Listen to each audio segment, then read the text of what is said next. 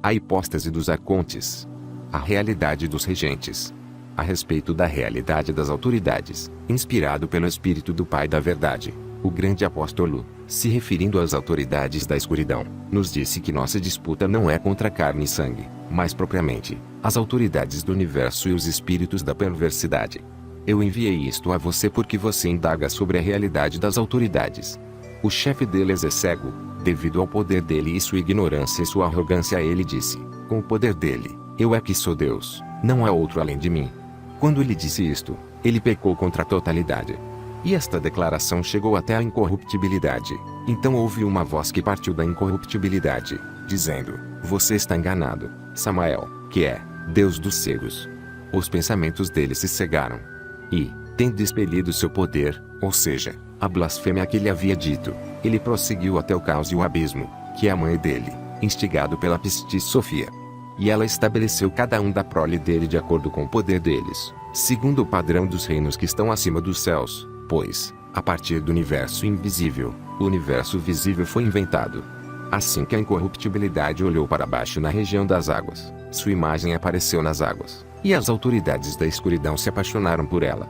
Mas eles não puderam se apropriar daquela imagem que havia aparecido para eles nas águas, por causa da fraqueza deles, já que seres que meramente possuem uma alma não podem se apropriar daqueles que possuem um espírito, pois eles eram do inferior, enquanto ela era de cima.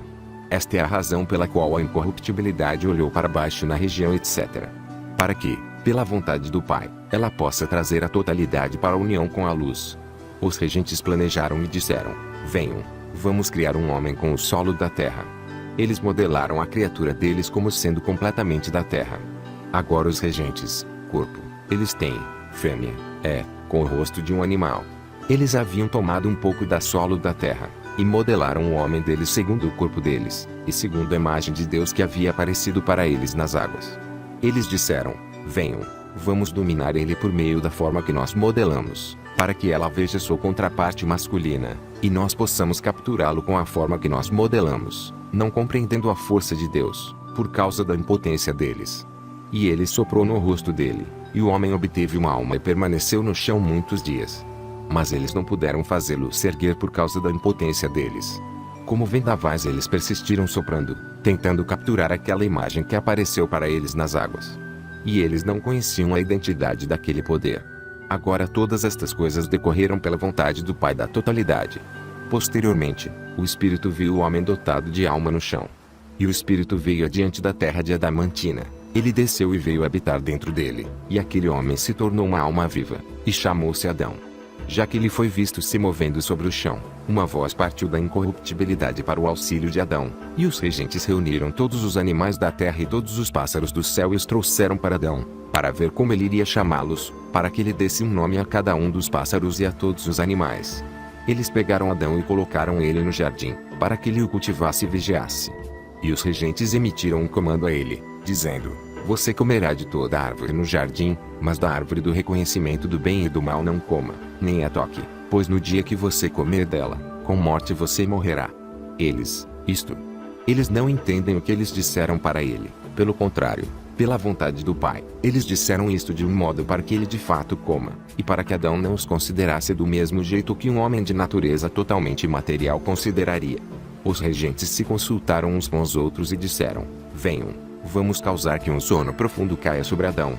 E ele dormiu. Agora o sono profundo que eles causaram que caísse sobre ele, e ele dormiu é a ignorância. Eles abriram a lateral dele como uma mulher viva. E eles montaram a lateral dele com um pouco de carne no lugar dela, e Adão ficou dotado apenas de alma. E a mulher dotada de espírito veio até ele e falou com ele, dizendo, levante-se, Adão.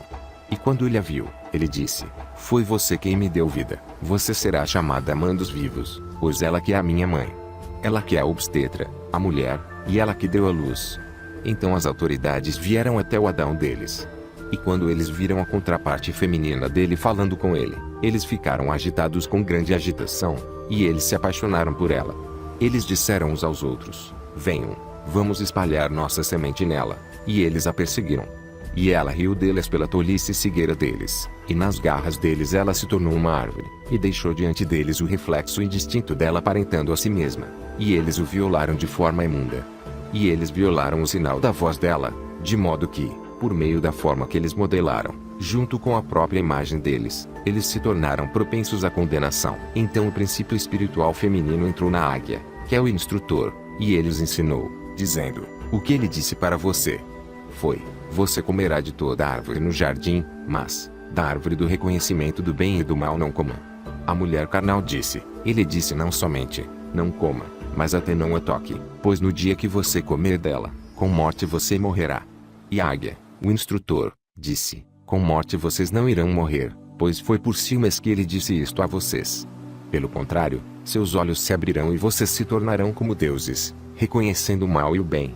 E o princípio instrutor feminino foi removido da águia, e ela o abandonou, uma coisa meramente da terra. E a mulher carnal pegou da árvore e comeu, e ela deu ao marido dela também. E estes seres que possuíam apenas uma alma, comeram. E a imperfeição deles se tornou evidente na falta de sabedoria deles, e eles reconheceram que estavam despidos do elemento espiritual, e pegaram folhas de figueira e amarraram em seus quadris. Então o regente-chefe, que é a serpente, veio, e ele disse: Adão, onde você está? Porque ele não entendeu o que tinha acontecido. E Adão disse: eu ouvi a sua voz e tive medo porque eu estava nu, e eu me escondi. O regente disse: por que você se escondeu, a menos que é porque você comeu da única árvore que eu ordenei que você não comesse? E você comeu. Adão disse: a mulher que você me deu, ela me ofereceu e eu comi. E o regente arrogante amaldiçoou a mulher. A mulher disse: foi a águia que me induziu e eu comi. Eles se voltaram para a águia e amaldiçoaram o reflexo indistinto dela, impotentes, não compreendendo que era uma forma que eles mesmos haviam modelado.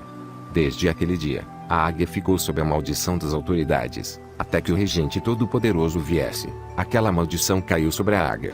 Eles se voltaram para o Adão deles, e o tomaram e expulsaram do jardim junto com sua esposa, pois eles não possuem bênção, já que eles também estão sob a maldição. Além do mais, ele jogou a humanidade em grande distração em uma vida de dificuldades, para que a humanidade deles possa estar ocupada com afazeres mundanos, e não possa ter a oportunidade de se dedicar ao Espírito Sagrado. Agora em seguida, ela gerou Caim, o filho deles, e Caim cultivava a terra. Logo após isso ele reconheceu sua esposa, engravidando novamente. Ela gerou Abel, e Abel era um pastor de ovelhas. Agora Caim apresentou das colheitas do campo dele, mas Abel apresentou uma oferenda dentre suas ovelhas. Então Sabaote, que é chamado Senhor das Forças, olhou sobre as oferendas votivas de Abel, mas ele não aceitou as oferendas votivas de Caim. E o Caim carnal perseguiu Abel, seu irmão. E Sabaote disse para Caim: onde está Abel, teu irmão? Ele respondeu dizendo: eu sou, então, zelador do meu irmão. Então Sabaote disse para Caim: escute. A voz do sangue do teu irmão está clamando para mim. Você pecou com tua boca. Isto retornará para ti. Qualquer um que matar Caim soltará 7 vinganças, e você existirá gemendo e tremendo sobre a terra. E Adão reconheceu sua contraparte feminina Eva, e ela ficou grávida, e gerou Sete para Adão. E ela disse: eu gerei um homem através de Deus, no lugar de Abel. Novamente Eva engravidou, e ela gerou Noré. E ela disse: ele gerou em mim uma virgem como uma assistência para muitas gerações da humanidade. Ela é a virgem a quem as forças não corromperam. Então aqueles homens começaram a se multiplicar e aperfeiçoar. Os regentes se consultaram uns com os outros e disseram: venham, vamos causar um dilúvio com nossas mãos e eliminar toda a carne, desde homem até animal. Mas quando o Senhor das Forças soube da decisão deles, ele disse para Noé: construa para vocês uma arca com madeira que não apodreça e se escondam nela, você e os meus filhos, e os animais, e os pássaros do céu, do pequeno ao grande, e coloque-a sobre o monte Senhor. Então Uré veio até ele, querendo embarcar na arca. E quando ele não a deixou, ela soprou sobre a arca e ocasionou que ela fosse consumida pelo fogo. Novamente ele fez a arca, por uma segunda vez. Os regentes foram conhecê-la, pretendendo corrompê-la. O chefe supremo deles disse a ela: a sua mãe Eva veio até nós. Mas Noé virou-se para eles e disse: são vocês os regentes da escuridão, vocês estão amaldiçoados. E vocês não conheceram a minha mãe, pelo contrário, vocês conheceram a contraparte feminina de vocês. Pois eu não sou descendente de vocês, pelo contrário, é do Eon superior que eu venho. O regente arrogante virou, com toda a sua força, e o seu semblante se tornou comum, preto. Ele disse a ela presunçosamente: você deve servir a nós, como a sua mãe Eva também serviu, pois me foi dada a autoridade sobre todo este universo. Mas Noé virou-se, com a força do, e numa voz alta, ela exclamou para o alto, para o sagrado, o Deus da totalidade: resgate-me dos regentes da injustiça e me salve das garras deles, depressa. O grande anjo eterno desceu do 8º céu e disse a ela: por que você está exclamando a Deus? Por que você age com tanta audácia para com o Espírito Sagrado? Norea disse: quem é você? Os regentes da injustiça haviam se afastado dela. Ele disse: eu que sou Elelete, sagacidade, o grande anjo que fica na presença do Espírito Sagrado. Eu fui enviado para falar com você e salvá-la das garras dos malfeitores. E eu irei te ensinar sobre a sua raiz. Aparentemente Norea falando agora quanto a esse anjo: eu não posso expressar o poder dele, sua aparência é como ouro fino e seu traje é como neve. Não, deveras, minha boca não se porta a falar do poder e da aparência do rosto dele. Elelete, o grande anjo, falou comigo. Sou eu, ele disse, que sou compreensão. Eu sou um dos 4 doadores de luz, que ficam na presença do grande Espírito invisível. Você acha que estes regentes têm algum poder sobre você? Nenhum deles pode prevalecer contra a raiz da verdade, pois foi por ela que ele apareceu nos últimos tempos, e estas autoridades serão restringidas. E estas autoridades não podem te corromper nem corromper aquela geração, pois sua residência é na incorruptibilidade, onde o Espírito Virgem habita, que é superior às autoridades do caos e ao universo deles. Mas eu disse: Senhor, me ensine sobre a capacidade destas autoridades, como eles surgiram, e por qual tipo de gênesis, e de que material, e quem criou eles e a força deles. E o grande anjo Elelete, compreensão, falou para mim: dentro de domínios ilimitados habita a incorruptibilidade. Sofia, que é chamada Pestis, quis criar algo sozinha, sem o cônjuge dela, e o produto dela foi uma coisa celeste. Um véu existe entre o universo de cima e os domínios que estão abaixo, e sombra surgiu abaixo do véu, e essa sombra se tornou matéria, e essa sombra foi projetada separadamente. E o que ela havia criado se tornou um produto na matéria, como um feto abortado. E aquilo assumiu uma forma plástica modelada através da sombra, e se tornou uma besta arrogante parecendo com um leão. E era andrógeno, como eu já havia dito, porque foi da matéria que ele derivou. Quando ele abriu os olhos, ele viu uma vasta quantidade de matéria sem limite, e ele se tornou arrogante, dizendo: eu é que sou Deus, e não há outro além de mim. Quando ele disse isto, ele pecou contra a totalidade. E uma voz partiu do alto, do reino de poder absoluto, dizendo: você está enganado, Samael, que é Deus dos cegos. E ele disse: se outra coisa existe antes de mim, que se torne invisível para mim. E imediatamente Sofia esticou o dedo dela e introduziu luz na matéria. E ela prosseguiu para as regiões do caos. E ela retornou à luz dela, mais uma vez à escuridão, matéria. Este regente, sendo andrógeno, criou para si um vasto reino, um tamanho sem limite. E ele contemplou criando filhos de si próprio, e criou para ele mesmo 7 filhos, andrógenos assim como o pai deles. E ele disse à prole dele: eu é que sou o Deus da totalidade. E Zoivida, a filha de Pistis Sofia, exclamou e disse a ele: você está enganado, Saclas, cujo nome alternativo é Aldabaoth. Ela soprou no rosto dele, e a respiração dela se tornou um anjo de fogo para ele, e o anjo prendeu Aldabaoth e o lançou abaixo dentro de Tártaro, abaixo do abismo. Agora quando o filho dele Sabaoth viu a força daquele anjo, ele se arrependeu e condenou o pai dele e a mãe dele, a matéria. Ele a repugnou, mas ele cantou canções de louvor para cima para Sofia e a filha dela Zoe.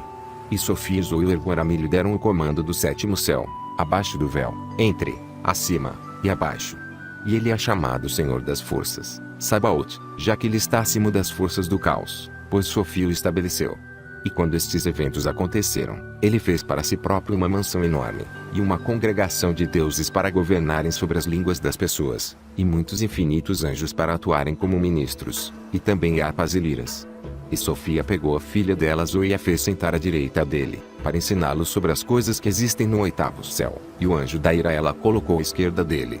Desde aquele dia, a direita dele tem sido chamada a vida, e a esquerda veio a representar a injustiça, para o domínio de poder absoluto acima. Foi antes da sua época que eles surgiram. Agora quando Yaldabaoth viu ele Sabaoth neste grande esplendor e nesta altura, ele o invejou, e a inveja se tornou um produto andrógeno, e esta foi a origem da inveja. Inveja produziu morte, e morte produziu a prole dele, e deu para cada um deles o comando de seu céu, e todos os seus do caos se tornaram repletos de suas multidões. Mas foi pela vontade do Pai da totalidade que eles todos surgiram, segundo o padrão de todas as coisas superiores, para que a quantia do caos fosse alcançada. Assim, Eu te ensinei sobre o padrão dos regentes, e a matéria na qual ele foi expressado, e o pai deles, e o universo deles. Mas eu disse, Senhor, eu também sou da matéria deles. Você, junto com seus descendentes, são do Pai primordial, de cima, da luz imperecível é que as almas deles são provenientes. Por isso as autoridades não podem se aproximar deles, por causa do Espírito da Verdade que está presente dentro deles, e todos que se instruíram sobre estas coisas existem como imortais no meio da humanidade mortal. Mesmo assim, esse elemento espalhado não será conhecido agora. Pelo contrário, após 3 gerações é que isto será reconhecido, e isto os libertou da escravidão do erro das autoridades. Então eu disse, Senhor, quanto mais irá demorar? Ele me disse, até o momento em que o homem verdadeiro, dentro de uma forma modelada, revele a existência do Espírito da Verdade, que o Pai enviou. Então ele ensinará a eles sobre tudo, e ele os ungirá com a unção da vida, dada a ele pela geração sobre a qual não há reino. Então eles serão libertados do pensamento cego, e eles irão pisar sobre a morte com os pés, pois ela pertence às autoridades, e eles subirão até a luz ilimitada, que é onde este elemento espalhado pertence. Então as autoridades irão abandonar suas eras, e os anjos deles prantearão sobre a destruição deles, e os demônios deles irão lamentar suas mortes. Então todas as crianças da luz serão verdadeiramente familiarizadas com a verdade e com a raiz deles, e com o Pai da totalidade e o Espírito Sagrado. Eles todos dirão com uma única voz, a verdade do Pai é justa, e o Filho preside sobre a totalidade, e de todos até as eras das eras, sagrado, sagrado, sagrado. Amém. A realidade dos regentes.